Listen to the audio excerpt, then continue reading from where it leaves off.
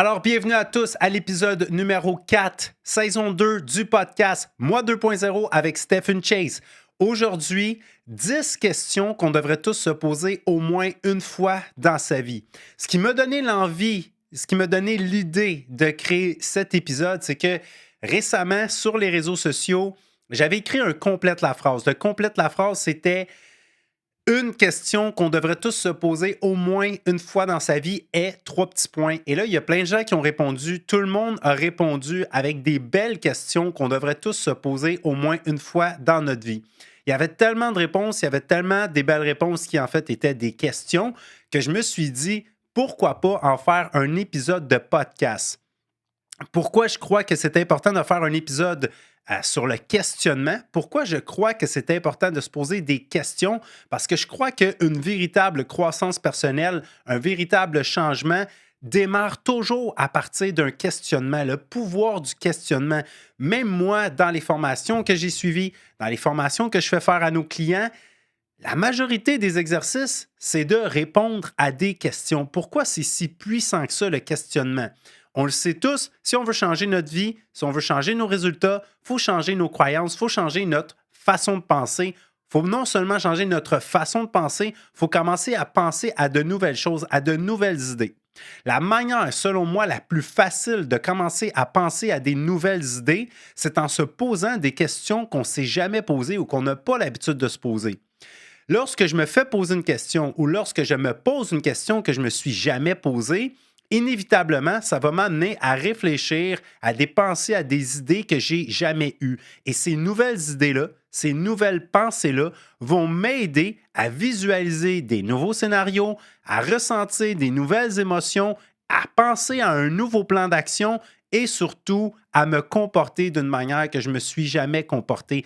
Ces idées-là vont m'aider à créer mes nouvelles visions, le pouvoir du questionnement. Alors, on démarre l'épisode tout de suite après ceci. Bonjour, ici Stephen Chase, ton guide dans ce voyage passionnant vers la découverte de ton potentiel illimité. Prépare-toi à devenir la version 2.0 de toi-même. Bienvenue dans Moi 2.0, le podcast avec Stephen Chase. Donc, première question que je t'invite à te poser. En passant, si jamais tu écoutes le podcast, tu aimes ce qu'on fait, tu aimes ce que je fais, n'hésite pas, premièrement, à t'abonner. Peu importe la plateforme sur laquelle tu écoutes le podcast présentement, s'il te plaît, abonne-toi. Ne reste pas dans les auditeurs. Abonne-toi, ça ne coûte rien, ça prend un instant. Il n'y a que du positif à t'abonner. C'est positif pour moi, c'est positif pour toi, c'est positif pour tout le monde et ça prend très peu de temps et très peu d'efforts. Également, si tu aimes ce qu'on fait, partage le podcast. Partage-le en privé, en courriel, Messenger, Instagram, peu importe c'est quoi. Maintenant, on a des vidéos sur TikTok, Instagram, Facebook, YouTube également, on a commencé. Tu peux partager nos vidéos, tu peux partager le lien du podcast à tes amis dans tes réseaux sociaux. C'est gratuit. Donc, on donne beaucoup de valeur dans les épisodes. S'il te plaît, fais ta part en partageant au moins un épisode. Ça serait super apprécié. Sinon, c'est pas grave, je t'aime quand même. Donc, la première question ne sont pas nécessairement en ordre d'importance, mais c'est une question qui est très importante à se poser. Ce sont tous des questions très importantes à se poser. La première, c'est qu'est-ce que je suis en train de devenir présentement? On a l'habitude de toujours se concentrer sur qu'est-ce qu'on est en train d'obtenir, surtout quand on pense à notre carrière, quand on pense à notre travail. La question, c'est toujours, ouais, mais qu'est-ce que je vais obtenir avec cette carrière-là, cette entreprise-là, ce métier-là? Ça va être quoi le salaire? C'est quoi l'argent que je peux vraiment gagner avec ça? Les avantages, les assurances? Qu'est-ce que je vais obtenir? Et souvent, j'ai des gens qui sont en changement de carrière comme clients et souvent, les gens sont dans une position où ils se demandent s'ils devraient ou pas garder l'emploi qu'ils ont présentement. Ce qui leur donne de la difficulté souvent à savoir s'ils devraient continuer à travailler là où ils travaillent, c'est parce qu'ils sont seulement concentrés sur qu'est-ce qu'ils obtiennent. Et comment je leur facilite la tâche, comment je les aide à avoir une idée claire de s'ils devraient continuer ou pas. Je leur dis, La première question, c'est qu'est-ce que tu obtiens en travaillant là? Et là, les gens vont me dire le salaire, les avantages, euh, l'ambiance, le plaisir qu'ils peuvent avoir en travaillant, ainsi de suite. Et là, j'en arrive avec la deuxième question qui est, mais qu'est-ce que tu es en train de devenir présentement? En exécutant le travail que tu exécutes, et en plus, si tu continues à le faire pendant des années, qu'est-ce que tu es en train de devenir? Es-tu satisfait de ce que tu es en train de devenir? Est-ce que ce mode de vie-là ou cette carrière-là, ça peut être dans une relation également? Est-ce que cette relation-là, cette carrière-là, ce mode de vie-là, cette passion-là t'aide à évoluer, à progresser, à grandir, à sortir de ta zone de confort, à développer des nouvelles compétences? Ou c'est seulement un endroit où tu te rends pour échanger de ton précieux temps contre de l'argent? Donc, c'est une question qu'on devrait tous se poser, puis je pense non seulement au moins une fois, mais plusieurs fois par année. Qu'est-ce que je suis en train de devenir? Mettre de côté ce que je suis en train d'obtenir. Je ne suis pas en train de dire que qu'est-ce qu'on obtient, c'est pas important. C'est super important. Mais qu'est-ce qu'on est en train de devenir, ce l'est encore plus. Et c'est une des raisons pour lesquelles, j'en ai parlé dans d'autres épisodes, mais je ne le dirai jamais trop. Une autre des raisons pour lesquelles c'est si important, selon moi, de se fixer des objectifs très gros, très audacieux, des objectifs qui nous font peur, qui nous effraient et qui nous excitent en même temps, non seulement pour ce qu'on va obtenir, mais surtout et principalement pour ce qu'on va devenir, la transformation, la croissance qu'on va avoir en essayant d'accomplir des objectifs aussi gros, aussi audacieux que ceux qu'on aime se fixer. Deuxième question. Et celle-là, je pense que c'est la plus puissante. J'ai fait une vidéo, je pense que c'est la semaine dernière, j'ai publié une vidéo là-dessus.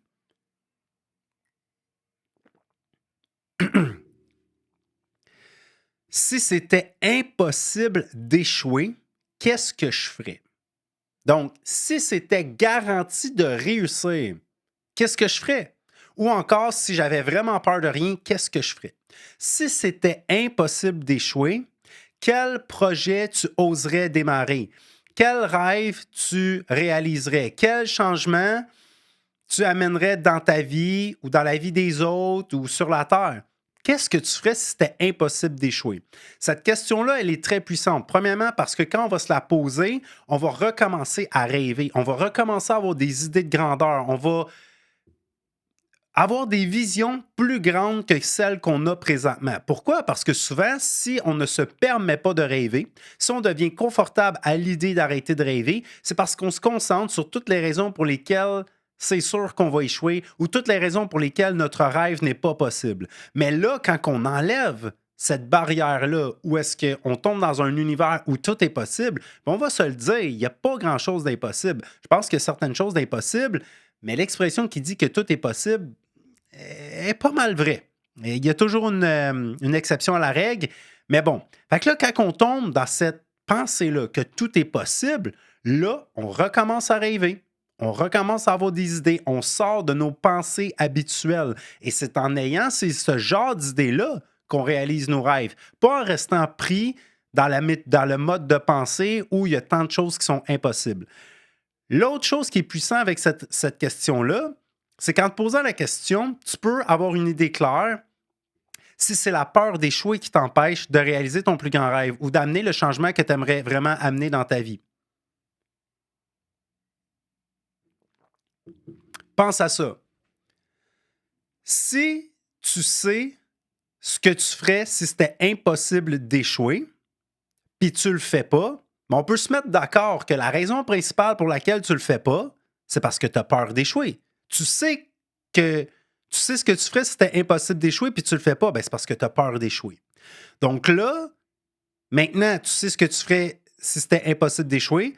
Tu le sais que tu n'oses pas prendre action parce que tu as peur d'échouer. Donc là, tu es conscient que c'est la peur d'échouer. C'est la peur qui t'empêche d'amener le changement peut-être le plus gros que tu pourras amener dans ta vie ou de réaliser ton plus grand rêve. C'est la peur. C'est presque toujours la peur. Et là, selon moi, si tu es capable de prendre conscience que c'est la peur d'échouer qui t'empêche d'aller de l'avant, bien là, tu tombes dans une position où est-ce que tu n'as pas le choix de l'essayer. Parce que non, tu n'es pas sûr que tu vas réussir. même si tu enlèves ta peur d'échouer, tu n'es pas garanti de réussir. Ça se peut que tu échoues. Mais là, tu peux y aller avec la deuxième question, qui se combine très bien avec elle, qui est, est-ce que je suis sûr de réussir? Non, mais est-ce que je suis sûr d'échouer? Donc là, tu vas douter du doute. Tu n'es pas sûr que tu vas réussir, mais tu n'es pas plus sûr que tu vas échouer. Ni l'un ni l'autre les garantit. La seule façon que tu vas le savoir si tu vas réussir, c'est en te lançant, en faisant ce qu'il faut, en allant de l'avant, en prenant action. Et la majorité du temps, lorsqu'un être humain se fixe un objectif, il fait tout le nécessaire pour l'atteindre par tous les moyens, se donne corps et âme pour l'atteindre, peu importe de où il part, peu importe l'objectif, mais à 99% du temps, cet être humain-là atteint son objectif. Quand tu commences à croire que c'est possible, tu ressens que c'est possible, tu te comportes comme si c'est possible et finalement, ça devient possible. Troisième question. Celle-là, j'adore la poser.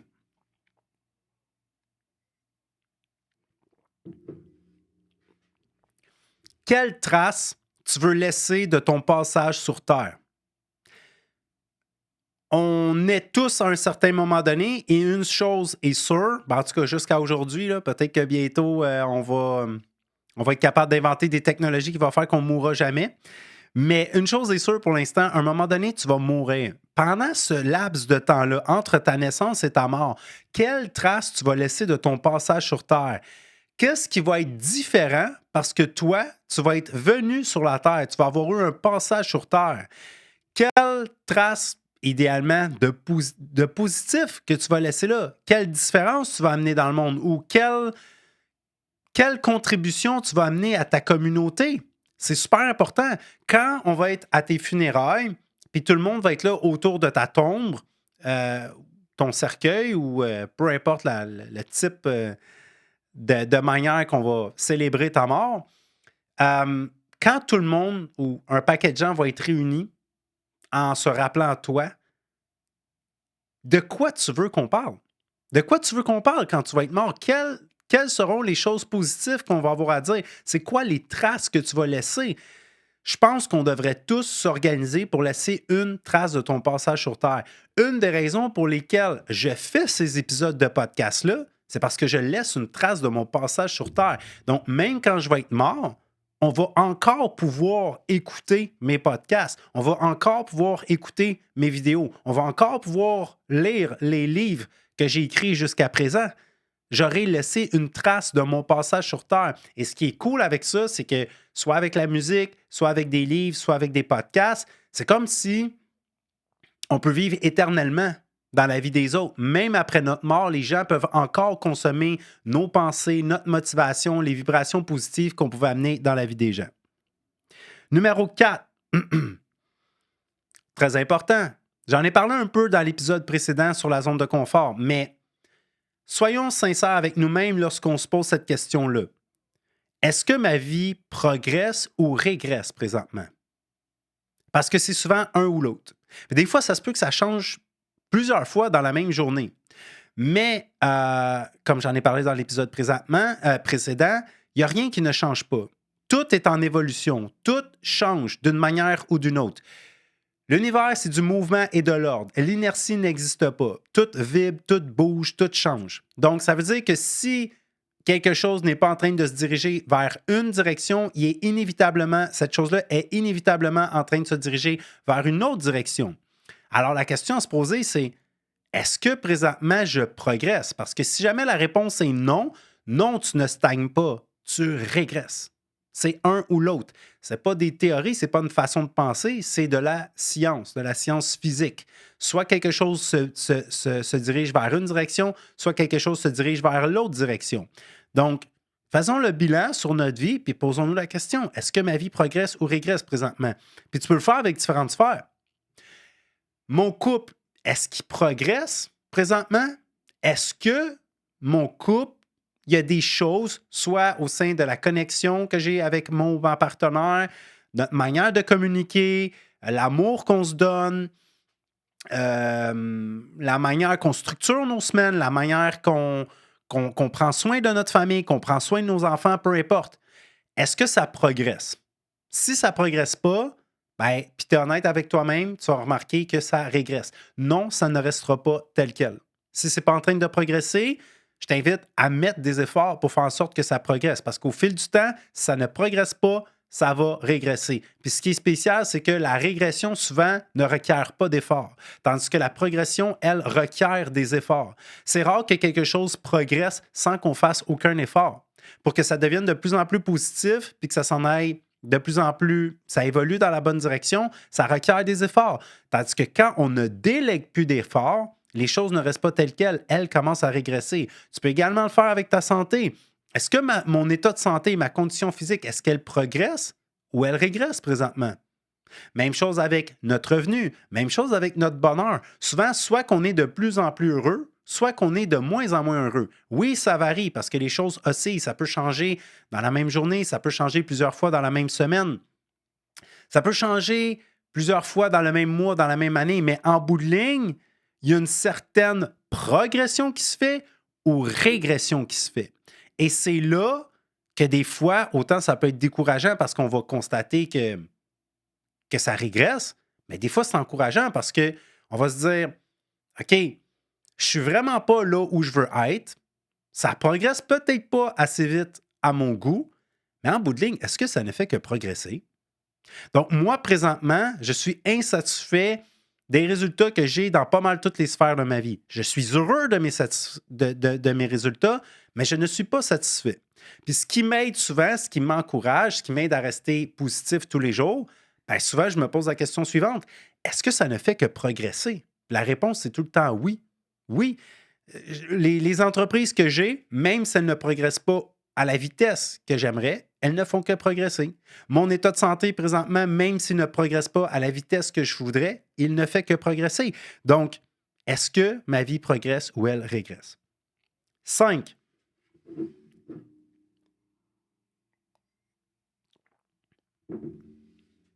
Ai-je une idée claire et précise de qu'est-ce que je veux pour mon futur? Ai-je une idée claire et précise de ce que je veux pour mon futur? La majorité des gens le savent, mais c'est pas clair, c'est pas précis, c'est flou. Pourquoi, selon moi, c'est important d'amener de la clarté? Parce que plus c'est clair, ben, plus c'est facile à visualiser, plus c'est facile à atteindre, plus tu sais ce que tu veux, pour quand tu le veux, pourquoi tu le veux, ce que tu devras faire pour l'obtenir, à quoi ça va ressembler ta vie une fois que tu vas l'avoir obtenu ou une fois que tu vas l'avoir réalisé, ben, plus ça donne confiance, plus ça donne de certitude, plus c'est facile d'avancer dans le futur et de rester enthousiaste. L'autre chose pour laquelle c'est selon moi très important de savoir, d'avoir une idée claire de ce qu'on veut et de refaire la mise à jour. Parce que même si c'est clair aujourd'hui, si tu ne refais pas la mise à jour, si tu ne révises pas ton objectif ou ton ta vie idéale, on pourrait dire, si tu ne refais pas la mise à jour de ça, tu ne le repaufines pas, tu ne remets pas ça au clair, au fil du temps, ça devient flou. Mais moi, je dois souvent remettre mes objectifs au clair, refaire un cadre objectif, redéfinir ma vision pour que ça s'éclaircisse, ça continue de rester dans la clarté. Sinon, au fil du temps, ça devient flou. Puis c'est un peu comme quand on avance en voiture. Si tu avances en voiture sur un chemin inconnu, il y a plein de brouillard, tu vois pas trop où tu t'en vas, tu sais pas trop où la destination, tu sais pas vraiment combien de temps ça va te prendre pour arriver là, tu n'as pas de GPS, il fait noir, il y a du brouillard, tout ça. On s'entend que tu ne vas pas avancer sur la route avec la même confiance que si tout est clair, il fait beau, tu es en plein jour, il y a de la grosse lumière, il n'y a pas de brouillard, tu sais exactement où tu t'en vas, puis en plus, tu as le GPS, tu as le plan d'action qui te permet de savoir exactement comment arriver à destination. Ben, c'est la même chose avec nos objectifs de vie, avec notre vie idéale. Donc, question numéro 5, ai-je une idée claire de ce que je veux pour mon futur? Si jamais la réponse est non, je t'invite à mettre ça au clair le plus rapidement possible.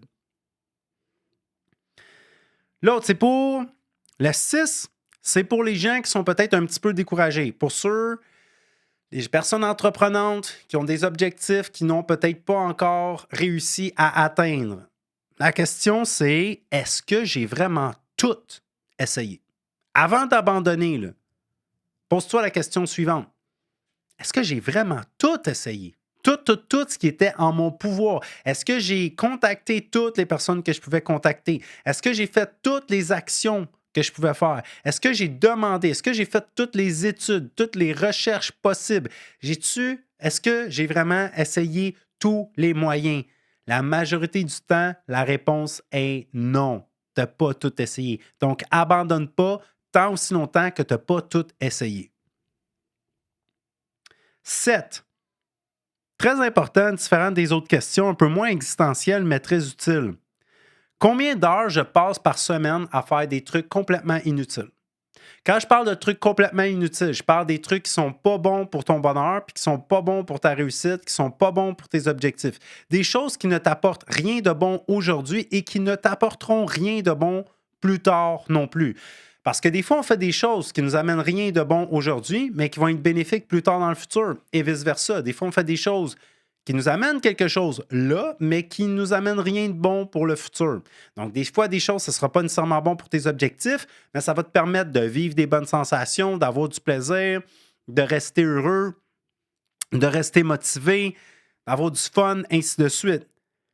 Mais à un moment donné, il y a juste 1440 minutes par jour, 7 jours par semaine.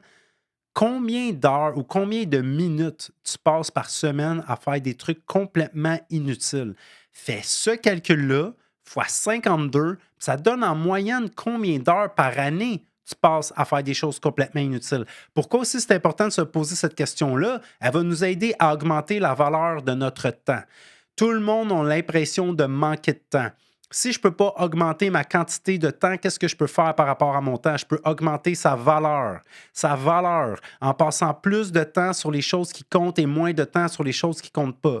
Mais si je veux passer moins de temps sur les choses qui ne comptent pas, il faut que je commence par prendre conscience, c'est quoi ces choses-là que je fais qui ne comptent pas, puis combien de temps je passe en moyenne à faire ces choses-là.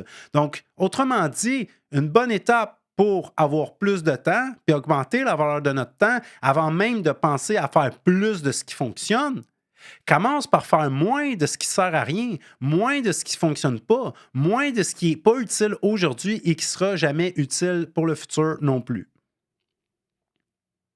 8. Quelles sont mes plus grandes peurs? Je pense que chaque personne désire quelque chose, chaque personne veut, chaque personne veut.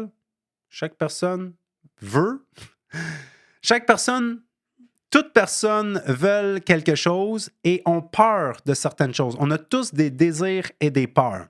Maintenant, quelles sont tes plus grandes peurs? Est-ce que c'est la peur du rejet, la peur d'échouer, la peur de la maladie, la peur de la pauvreté, la peur de te retrouver seul, la peur de te faire ridiculiser, la peur du jugement des autres? C'est quoi ta plus grande peur? Super important d'identifier nos peurs parce que comme que je n'ai parlé un petit peu à la question numéro 2, si c'était impossible d'échouer, qu'est-ce que tu ferais? Même moi, avec les connaissances que j'ai aujourd'hui, puis tout le développement personnel que je fais, il y a encore plusieurs objectifs que je n'ai pas encore atteints ou la raison principale pour laquelle certaines sphères de ma vie n'ont pas encore passé à un autre niveau, je suis assez honnête pour te le dire, c'est à cause de la peur. C'est mes peurs. Cette semaine, j'ai pris le temps d'identifier certaines peurs que j'avais et j'ai été capable d'être honnête avec moi-même et de me dire, ben, je suis bloqué par la peur. Cette peur, nos peurs, ce sont des espèces de clôtures, des barrières invisibles, des barrières psychologiques qui nous empêchent d'atteindre notre plein potentiel. La majorité du temps, si on ne vit pas la vie qu'on voudrait vraiment vivre, si on n'atteint pas les objectifs ou non, pas si on ne les atteint pas, mais si on n'essaie même pas d'atteindre les objectifs qui vont nous aider à être heureux, à être à notre plein potentiel, à faire une différence dans le monde, ainsi de suite, c'est pas parce qu'on n'a pas le potentiel de le faire. C'est pas parce qu'on n'a pas les connaissances. C'est pas parce qu'on n'a pas le temps de le faire. C'est parce qu'il y a certaines choses qui nous font peur. Puis tant aussi longtemps que tu n'es pas conscient de c'est quoi tes peurs, tant aussi longtemps que tu n'es pas conscient de c'est quoi qui te freine, ça devient très difficile de passer par-dessus une peur ou d'affronter cette peur-là quand tu ne sais même pas qu'elle existe. Donc, prends le temps de te poser la question, c'est quoi mes plus grandes peurs? Puis ensuite de ça, le truc, c'est n'attends pas de ne plus avoir peur. Fais-le même si tu as peur. C'est ça le truc. Le truc, les gens, ils pensent que beaucoup de personnes pensent que le truc, c'est d'augmenter ta confiance. Puis là, quand tu as plus de confiance, tu as moins de peur. C'est plus facile de prendre action, absolument. Mais ce qui vient augmenter notre confiance, puis ce qui nous permet de grandir, c'est de prendre action même quand tu as peur. Autrement dit, développe ton courage. Pour moi, le courage, c'est ça, c'est la capacité de prendre action, de faire quelque chose, même si tu as peur. 9. Est-ce que j'ai vraiment fait la paix avec le passé? Parce que des fois, on pense qu'on l'a fait, mais en réalité, on ne l'a pas fait. Pourquoi c'est important de vraiment faire la paix avec le passé? Parce que ce sont nos pensées du moment présent qui forgent notre futur. Et si une grande partie de mes pensées du moment présent sont le passé, parce que je vis... C'est quoi les émotions qui sont attachées au passé? On a la culpabilité, on a le sentiment de honte, le sentiment de rejet, on a la tristesse. C'est rare que tu es triste par rapport à quelque chose qui va se produire, ça peut arriver, mais en temps normal, tu es triste par rapport à quelque chose qui s'est produit. C'est rare que tu es en colère. La colère, c'est une des pires émotions à ressentir. Elle peut être très utile, elle peut nous donner une force incroyable quand elle est utilisée de la bonne façon. Mais c'est rare que tu es en colère parce que quelque chose va se produire. La majorité du temps qu'on est en colère, c'est à cause que quelque chose s'est produit. Donc, les émotions comme la tristesse, la colère, la honte, la culpabilité sont des émotions qui sont attachées au passé. Et si on ressent ces émotions-là, c'est parce qu'on pense régulièrement à des événements qui se sont produits. Et là, je reviens sur ce que j'ai dit tantôt. Si ce sont mes pensées du moment présent qui forgent mon futur.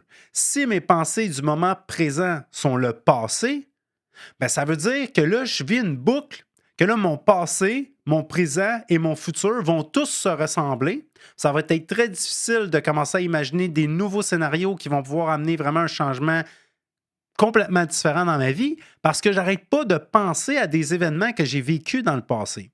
Donc, c'est pour ça que selon moi, c'est super important de faire la paix avec le passé. Faire la paix avec le passé, ça ne veut pas dire oublier ce qui s'est passé. Ça ne veut pas dire ne plus jamais penser à ce qui s'est passé. Ça ne veut pas dire pardonner. Pour moi, oui, pardonner, mais pour moi, pardonner, c'est pas considérer que c'est quelque chose que tu te pardonnes à toi ou que tu te pardonnes à quelqu'un. C'est pas nécessairement de considérer que c'est correct ce que toi ou la personne a fait. C'est juste de l'accepter, de se dire c'est fait, j'aurais pas dû faire ça ou j'aurais vraiment aimé que la personne ne fasse pas ça. Maintenant, c'est fait. Je perds mon temps à continuer à penser à ça, à ressentir de la haine envers la personne qui m'a fait ça ou à ressentir de la haine envers moi-même ou sentiment de culpabilité parce que j'ai fait ça. Maintenant, je lâche prise, je laisse ça aller parce que je sais que j'y gagne absolument rien à rester attaché à ces pensées et ces émotions-là. Et finalement, à 10,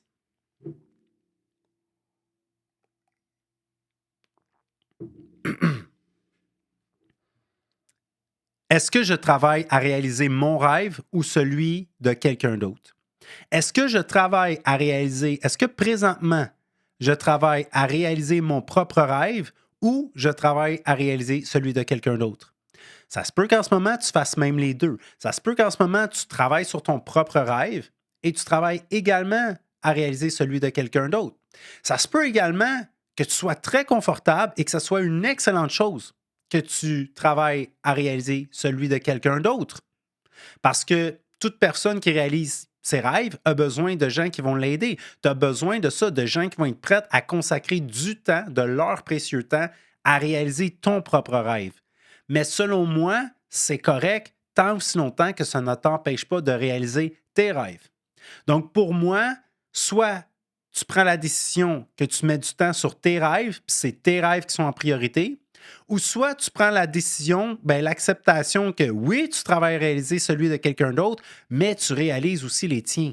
Pour moi, où est-ce que c'est un non-sens, puis ça devient problématique, surtout quand on pense qu'on a juste une vie, c'est si tu travailles à réaliser les rêves de quelqu'un d'autre et tu ne travailles même pas à réaliser les tiens. Ça n'a aucun sens. Je n'ai même pas besoin de t'expliquer pourquoi. Tu vas mourir ou tu vas apprendre que tu vas bientôt mourir en te disant hey, tout ce temps-là, j'ai travaillé à réaliser son rêve à lui ou à elle, mais j'ai même pas investi une minute à réaliser les miens.